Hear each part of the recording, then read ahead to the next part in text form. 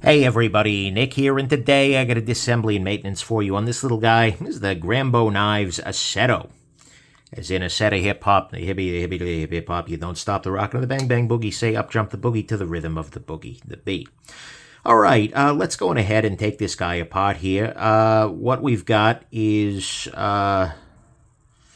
how am I going to take this apart? So this side of the pivot doesn't come out, obviously, so it looks like I'm actually going to need to do a flip-flop disassembly on this guy. There is a possibility that this is going to be really annoying and have the pivot removed from this side and the screws removed from this one.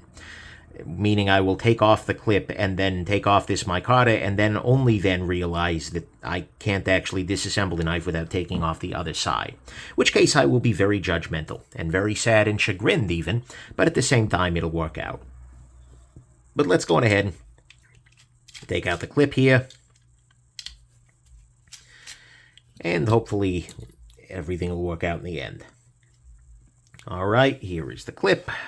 Put the clip there. This appears to all be T8, which is just lovely. I will take that. Let's see if I can lift off this. Hey, okay, no. See, what I'm seeing here are screw heads, right? Which means I can get in here and I can just unscrew from this side. So what I'll go ahead and do is loosen the pivot here. Not a free spinning pivot. That's beautiful. Take that apart. Then I just got to remove these two screws here. One. And two. And we are good to freaking go. This guy should pretty much come apart at this point. Alright, so what we see here is this is actually a frame lock, but with, well, it's a bolster lock, I suppose. It's basically acting like a frame lock, except it's got a bolster over it. We see lots of internal milling, which is nice. We see, well, frankly, not a heck of a lot else. Captive bearings, which is nice. This looks pretty... I'm going to say this in a way that may sound like a dig, but really isn't. This is pretty unremarkable in its construction, right? It's doing the stuff that works. It's doing the stuff it needs to do it well. I got no particular beefs with it here. It's a beautiful thing. So let's go on ahead and clean it up. Clean up this bearing. I will be honest with you. I occasionally, people say, hey, Nick, what happens when you have a review? You need to review and you have a bad day. Well, I have a video about that, but sometimes the opposite happens. The knife I just finished disassembling and maintaining is the Herman Knives Micro Sting, and Herman makes things very difficult to disassemble. So, as a result, this knife, by comparison, is so very, very easy that I'm just like, I'm tiptoeing through the freaking tulips over here, right? This is very, very straightforward. And that's a beautiful thing. I like that. So anyways, I'm delighted to be in the position that I am and disassembling this particular knife at this moment. And I think I'm going to be done in like a fraction of the time, which is beautiful too. Alright, so looking at this guy, there is no steel marking anywhere on this guy.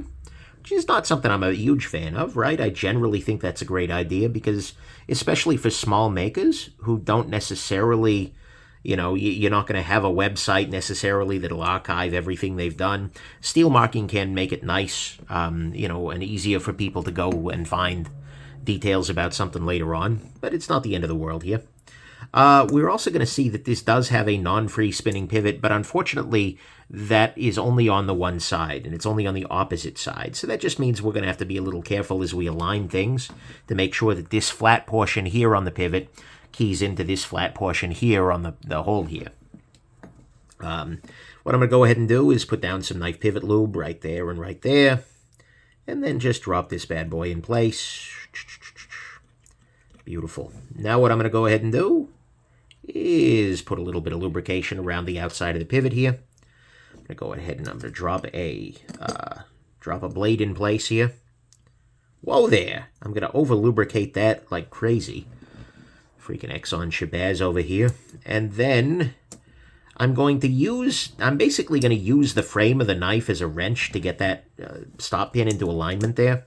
And then I have to lift up on the frame lock here in order to get everything to kind of pop into position, right? So what I'm going to do is that, and then what I'm going to do is that, Let me use some thread locker here, just some blue Loctite on a stick. By the way, if you're curious about any of the tools I'm using, nickshabazz.com/tools has all your details for you.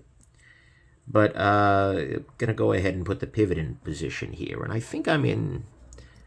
I don't feel like I'm screwing that in. There we go. So what I just did is I backed it up a little bit there. And the backing it up made it kind of jump out of the cross-threaded state it was in.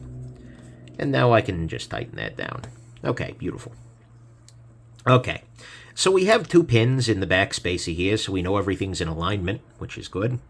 And now I'm going to go ahead and put in these 2 internal screws. One could make an argument that I don't need thread locker here, because if they come loose, they're captive, but I make the argument, generally speaking, that you don't want them to loosen.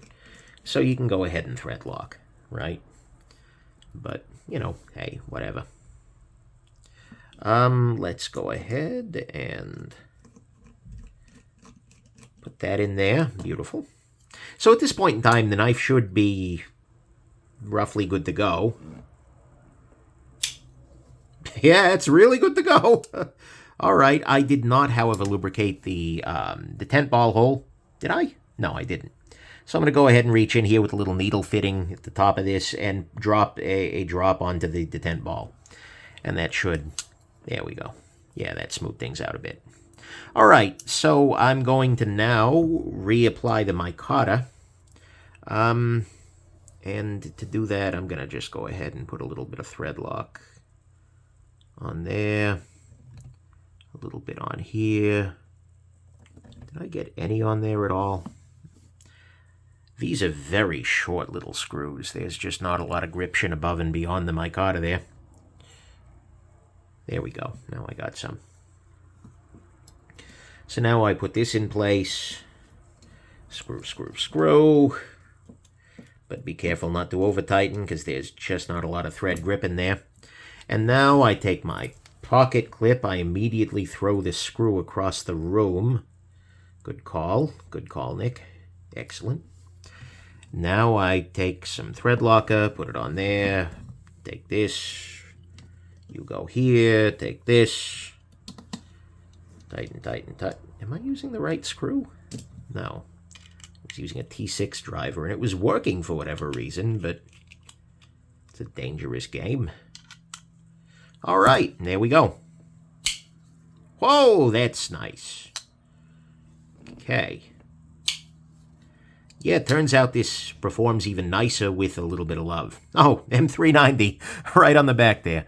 All right, well, that's the blade marking. Looks like it's M390. All right. Well, there we go.